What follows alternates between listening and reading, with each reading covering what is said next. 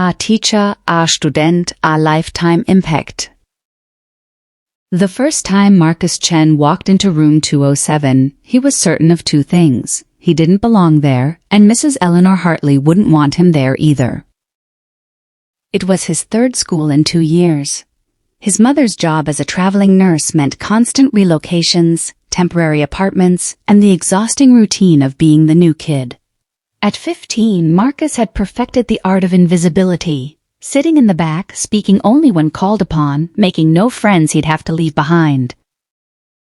Mrs. Hartley's advanced literature class had a reputation. Students whispered about her impossibly high standards, her refusal to accept mediocrity, and her uncanny ability to see through any excuse. She was nearing retirement, her silver hair always swept into a practical bun, her reading glasses perpetually perched on a beaded chain around her neck. "Mr. Chen," she said on that first day, her sharp eyes finding him in the back row. "Welcome. I trust you've read the summer assignment?" He hadn't. There had been no summer assignment at his last school. "No, ma'am." He waited for the reprimand, the eye roll, the sigh of disappointment he'd grown accustomed to from teachers who had already written him off. Instead, Mrs. Hartley smiled. "Then you have a treat ahead of you. Stay after class, please." When the bell rang, Marcus approached her desk reluctantly. She handed him a worn paperback, To Kill a Mockingbird, Dr. E. "You have 1 week," she said. "But I think you'll finish it in 3 days. "How do you know?" "Because I've been teaching for 37 years and I know a reader when I see one." Marcus wanted to tell her she was wrong, that he hadn't picked up a book for pleasure in months, that reading felt like just another way to be reminded of everything that was temporary in his life, but something in her certainty made him slip the book into his backpack. She was right. He finished it in 2 days. What Mrs. Hartley couldn't have known was that Marcus read it in the laundromat while his mother worked a double shift in the fluorescent buzz of the 24-hour diner where he killed time until she got home, and under the covers with a flashlight in their sparsely furnished apartment. He read it in stolen moments of stillness in a life that never stopped moving. When he returned to class, Mrs. Hartley didn't ask if he'd finished. She simply said, "Your essay on the theme of moral courage is due Friday. I expect your honest interpretation, not what you think I want to hear." That essay became 3 pages, then 5, then 7. Marcus wrote about Scout's innocence and Atticus's integrity, but somehow his words kept circling back to displacement, to what it meant to stand firm when everything around you was shifting. He wrote until 2 in the morning, driven by something he couldn't name.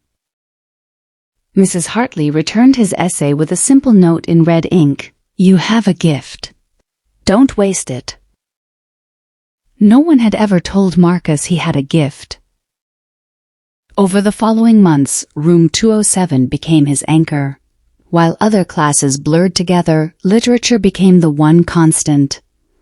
Mrs. Hartley introduced him to Steinbeck and Morrison, to poetry that made his chest ache and prose that made him feel less alone. She stayed after school to discuss symbolism, lent him books from her personal collection, and never once treated his insights as less valuable because he was young. But it was more than the books. Mrs. Hartley noticed things. She noticed when he came to class hollow-eyed from another sleepless night in a noisy apartment. She kept granola bars in her desk drawer and never made a show of offering him one. She wrote college recommendation letters for other students during lunch, and Marcus sometimes sat in her classroom doing homework, comforted by her quiet presence. In January, his mother announced another move. Denver this time. They'd leave in 3 weeks. Marcus didn't tell Mrs. Hartley immediately. He couldn't bear to see her face, to confirm that he was right, that nothing good lasted, that caring about anything was just setting himself up for loss.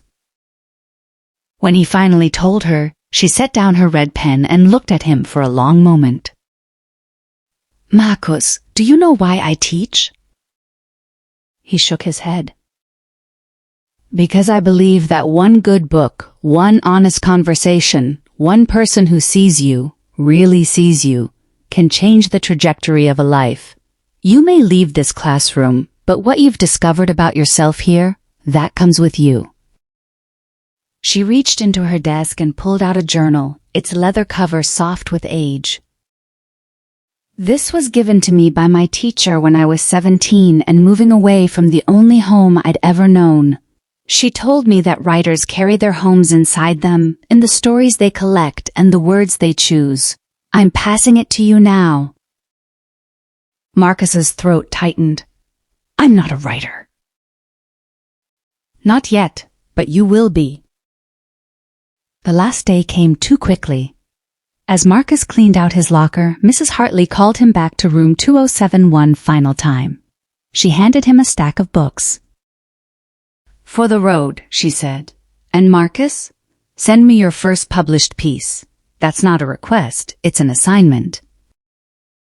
23 years later, Marcus Chen stood at a podium in a bookstore in Seattle, his debut novel displayed on the table beside him. The reading had gone well, the audience engaged, and during the Q&A, someone asked about his influences. He thought of a classroom in a forgettable town, of a teacher who saw potential in a guarded teenager, of a leather journal now filled with stories. My 11th grade literature teacher, he said. She taught me that the written word could be a home when you don't have one. That stories matter. That I mattered. In the back of the room, a woman with silver hair wiped her eyes. She'd driven 4 hours to be there, and in her lap sat a familiar red pen. After the event, they didn't need many words. Marcus signed her book. To Mrs. Hartley, who taught me to see myself. Your first assignment, finally complete. She smiled, the same certain smile from all those years ago. I knew you'd finish it, she said. I know a writer when I see one. Some debts can never be repaid, only honored. Some teachers never stop teaching, and some students never stop learning. And sometimes a single year in room 207 can echo across a lifetime.